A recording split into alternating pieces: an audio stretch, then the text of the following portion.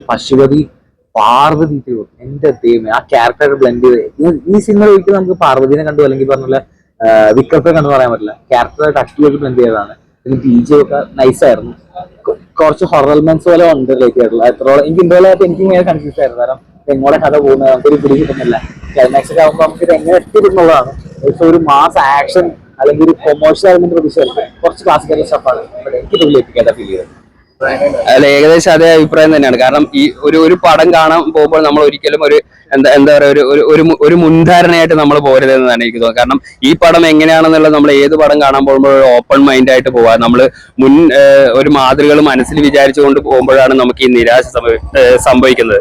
ഇത് കംപ്ലീറ്റ് ഒരു പുതിയ രീതിയിലുള്ള എഡിറ്റിംഗ് പാറ്റേൺ ആണ്. കാരണം നമ്മൾ സ്ഥിരമായിട്ട് സിനിമ കാണുന്നവരിൽ പോലും ഒരു കൺഫ്യൂഷൻ ഉണ്ടാക്കുന്ന രീതിയിലുള്ള എഡിറ്റിംഗ് പാറ്റേൺ. അത് സിനിമയുടെ ഗ്രാമർ പിന്തുടരാത്തതുകൊണ്ടാണ്. സിനിമയ്ക്ക് ഇന്നൊരു ഈ ഗ്രാമറുകൾ പൊളിച്ചെഴുതാൻ പലരും ഉള്ളത് കൊണ്ടാണ് നമുക്ക് പുതിയ പുതിയ അനുഭവങ്ങൾ വരുന്നത്. നമുക്ക് അല്ലെങ്കിൽ ഇതേ കാശ് വെച്ചിട്ട് ഇതേ മേക്കപ്പ് സംഭവങ്ങൾ വെച്ചിട്ട് ഒരു അതിഗംഭീര ആക്ഷൻ ഫിലിം പുൾ ഓഫ് ചെയ്യാൻ പാരഞ്ചത്തിൽ പറ്റാത്തതുകൊണ്ടല്ല. പക്ഷെ പറയാനുള്ള കാര്യം അത് ഇങ്ങനെയാണ് പറയേണ്ടത്. കാരണം ജനറേഷൻസിലൂടെ അത് കടന്നു പോകുന്ന ഇതിലൊരു മിത്തിന്റെ പുറകിലുള്ള ഒരു യാത്രയുണ്ട്. ഈ മിത്ത് അതാണ് നമുക്ക് കൺഫ്യൂസിങ്. കാരണം റിയലിസം നമ്മൾ കണ്ടിരിക്കുമ്പോൾ ഈ മിത്ത് ഇതാണോ സംഭവം, ആ ട്രാൻസിഷൻ നമ്മൾ അവസാനം നമ്മൾ മനസ്സിലാക്കിയാണ് ഇതിലൊരു വില്ലൻ ക്യാരക്ടർ അങ്ങനെയാണോ, നമ്മൾ ആക്ച്വലി പറഞ്ഞുകൊണ്ടിരിക്കുന്നവരാണോ വില്ലന്മാർ, അല്ലെ നമ്മുടെ മുകളിൽ ഇത് പറഞ്ഞു പഠിപ്പിച്ച ആരോ ഉണ്ട്, അവരാണ് യഥാർത്ഥ വില്ലന്മാർ. അങ്ങനെ ഒരു രീതിയിലാണ് ക്ലൈമാക്സിലേക്ക് ഇത് വരുന്നത്.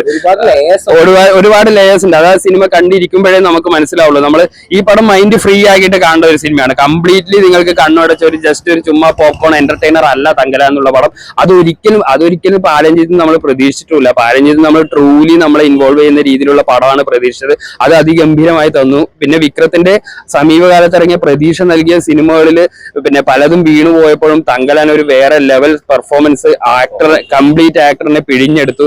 അതുപോലെ തന്നെ അദ്ദേഹത്തിന്റെ കൂടെ ക്ലോസപ്പിൽ വെക്കാൻ അത്ര രീതിയിലുള്ള ആക്ടിങ് ലെവലുള്ള ഒരു താരമാണ് പാർവതി എന്ന് ഞാനടക്കം ഞെട്ടിപ്പോയി. കാരണം അവരുടെ ഇഞ്ചോടിഞ്ച് ക്ലോസപ്പ് സീനുകളിൽ പാർവതി കൊടുത്ത ഒരു കോമ്പറ്റീഷൻ ഉണ്ട് അവർ തമ്മിലുള്ള.